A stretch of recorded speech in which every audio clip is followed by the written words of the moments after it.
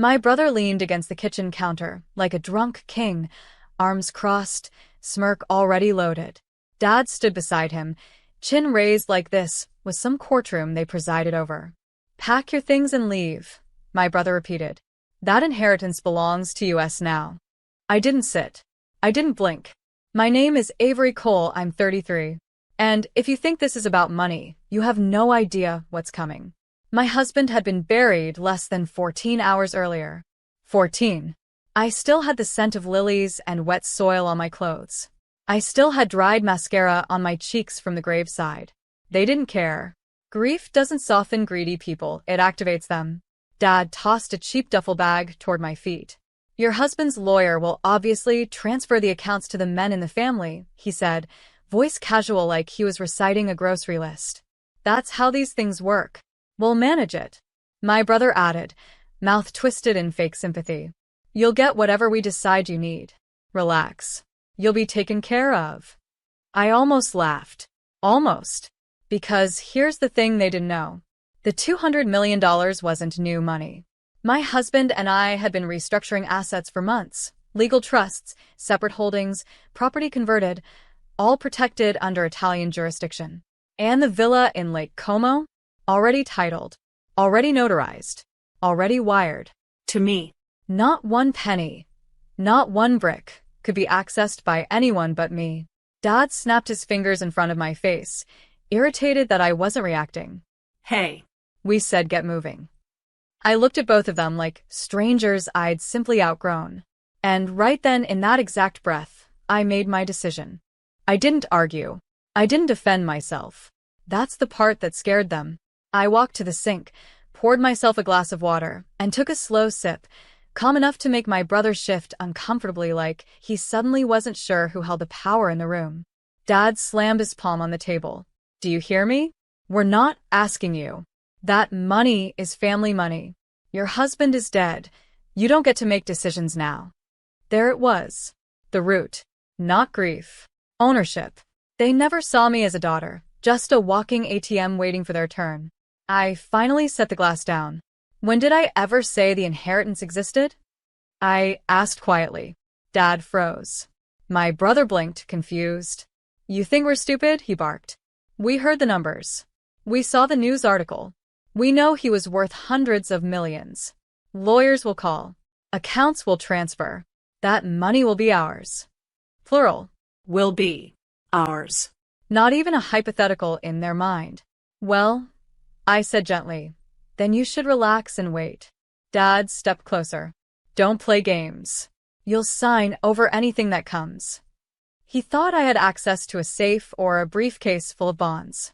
He thought I needed him to approve anything. But the Italian villa was already mine. The crypto account, already transferred. The offshore assets already sealed. The trust itself, irrevocable. I slid my phone into my pocket and grabbed my coat. Where do you think you're going? My brother spat. I looked him dead in the eye. To make sure I never have to hear either of you talk to me like this again. I grabbed my car keys. I walked toward the front door. Dad laughed behind me. A short, ugly bark. You think you can just run?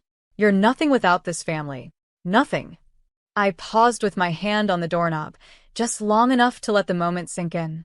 Funny how people who contribute nothing believe they own everything. My brother added, voice dripping with smug confidence. You'll be back.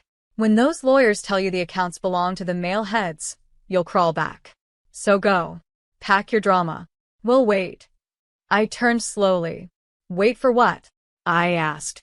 Neither answered, because they genuinely didn't know how the real world works. They only understood entitlement, not legality. And then my phone buzzed. The lock screen lit up with the incoming call. Idaho. Av. Ricardo DeSantis, Studio Legale, Milano. My late husband's Italian estate attorney. Dad and my brother both leaned forward like addicts hearing a dealer's name. I answered it, on speaker. Avery. Ricardo's voice filled the room, calm and sharp like a surgeon's scalpel. The trust has been released. Everything is finalized. And, as you instructed, the documents confirming the irrevocable structure have been delivered to your private email. Dad blinked. Brother swallowed hard. Ricardo continued. No one, No relative, no court, no third party has any legal claim. The villa and liquid assets are exclusively yours. I also advise you to formally notify anyone attempting interference immediately. I met my brother's eyes as I replied, steady. Thank you, Ricardo. Exactly as planned. Then I ended the call. Dad's face went gray. My brother's lips twitched with dawning panic. Now they understood. They hadn't been waiting for money. They had been waiting for a power they would never touch. I opened the door. I'm not the one who needs this house. And I stepped outside. The cold air outside felt cleaner than anything inside that house ever had. I walked down the steps, calm, because when you finally detach, there's no adrenaline, no shaking, no rage. It's just clarity. Behind me, the front door swung open. My brother stormed out onto the porch. So, what now? You're just leaving? You're just gonna abandon family? There it was, the final weapon entitled families always default to. Guilt. I turned slightly, just enough to see him over my shoulder. You don't get to call it family, I said quietly, when you only show up for the money. Dad walked out next, slower, like the weight of the last 30 minutes had finally settled into his knees. He wasn't shouting anymore. He looked afraid. Not of losing me, but of losing access. Avery, he said, voice lower than I'd ever heard it. Don't make this irreversible. I exhaled. It already is. Because here's the truth. They didn't break me today. They just revealed themselves without disguise. My husband's lawyer had handled the inheritance. There was nothing left to discuss. No loophole. No bargaining chip. No leverage. My brother pointed toward the driveway. Where are you even going? And this time I actually smiled because the answer was so beautifully simple. To the life he left for me, not the life you think you own. I pressed the unlock button on my car key. The headlights flashed in the driveway. Dad took one step toward me. An instinct. A last attempt. Just think for a moment, he whispered. I shook my head gently. I already did. I opened the driver door. And for the first time since the funeral, I felt free. I drove straight to the airport. It felt surreal how automatic everything was, like my body had already accepted the next chapter before my mind even finished grieving the last one. In the private lounge, I sat near the window while the ground crew prepped the flight. The staff knew who I was. They offered condolences quietly, respectfully, not like scavengers sniffing for inheritance crumbs. I checked my email. Ricardo had already sent the documents. Every line of code in those contracts was iron. Every transfer irreversible. My name, and only my name, etched on every title, every account, every international asset. Then I opened the encrypted folder marked Como. The photos loaded. The view from the balcony. Silver blue water. The Alps rising like ancient guardians. My future wasn't waiting. It already existed. I glanced at my phone again. 28 missed calls. 17 voicemails. 5 texts that said, "We're family, don't forget us." 2 that said, "We didn't mean it that way." And 1 that finally dropped the mask. "Don't be stupid, you OWES." There it was. Not grief. Not love. Just entitlement. And what people think they deserve reveals more than any apology ever could. The attendant approached. "Miss Cole, we're ready to board." I stood calm. Not triumphant. Not devastated. Just done.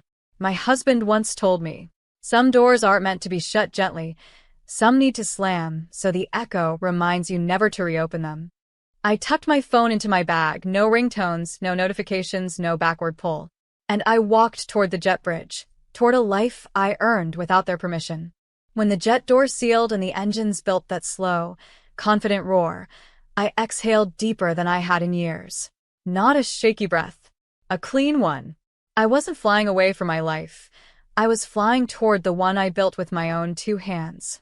Halfway through the flight, the Wi-Fi connected. Dozens more messages loaded, each one uglier than the last. My father. "We raised you. You can't abandon us like this." My brother. "You think you're strong?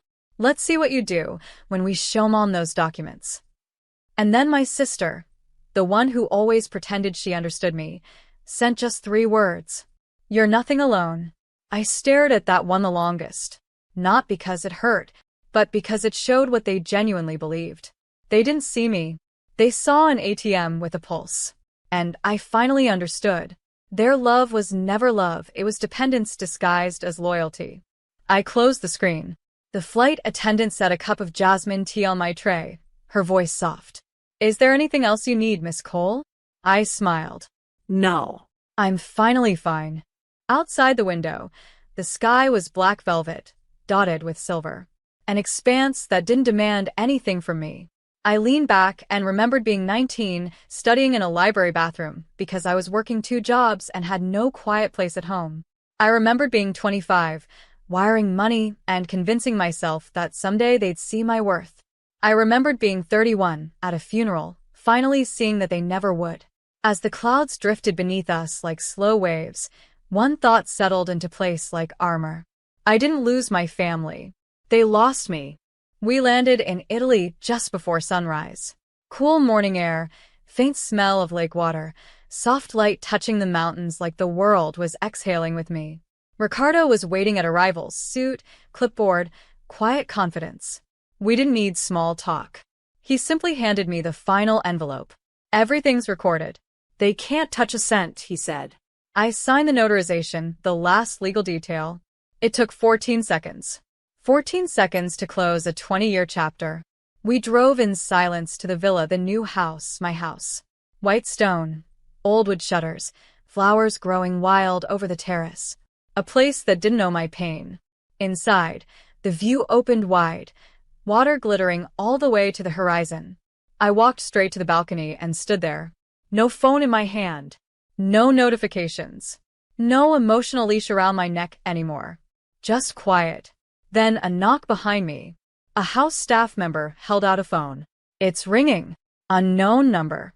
I already knew. I took it slowly. "Hello." My father's voice weak. Not angry. Not screaming. Just small. "Come home." I closed my eyes. For a moment, I remembered being 10, when hearing his voice felt safe. But that version of him didn't exist anymore. And the one on the phone wasn't calling because he cared. He was calling because he finally understood what he had lost. I looked out at the lake, sunlight finally hitting the water like a broken diamond field. I didn't shout. I didn't explain. I simply said, "Home is where I'm respected." And I hung up, not in victory, not in spite, but in peace. The next morning, I woke before sunrise. No alarms. No heaviness in my chest. Just the quiet hum of a new place learning my name. The lake looked like melted gold. Still, soft, infinite. I made espresso, opened the terrace doors, and sat barefoot on warm stone while the world slowly brightened. My phone lay beside me face down, not because I was afraid of calls, but because I wasn't waiting for anyone anymore. Around 9:18 a.m., the first calls came. Unknown numbers. Then their names. My brother. My father. My aunt. Then messages. "Call us, please. We didn't understand that it's actually gone. Talk to us. Let's fix this. We made a mistake." They weren't apologizing to heal anything. They were apologizing because the faucet dried. Money wasn't flowing their way anymore, and they didn't know how to breathe without it. Do you know what surprised me? There was no adrenaline. No shaking. No thrill. Just clarity. This wasn't revenge. This was correction. I walked down to the little stone dock and dipped my feet in the water. Cold, sharp, alive. Birds from the olive trees swooped low over the surface, chasing each other. The way life keeps moving even when humans get stuck in the same old pain loops. I let the water numb my toes. Then I turned my phone screen up. One final text from Dad. "Come home." I typed slowly, not angry, not bitter, just honest. Home is not where I am used. It's where I am cherished. Then I archived all their threads. No blocking. No deleting. Just placing their voices in a drawer I would never open again. I stood, wrapped a linen shawl around my shoulders, and walked back toward the villa, toward a life they never saw for me, but one I finally claimed for myself.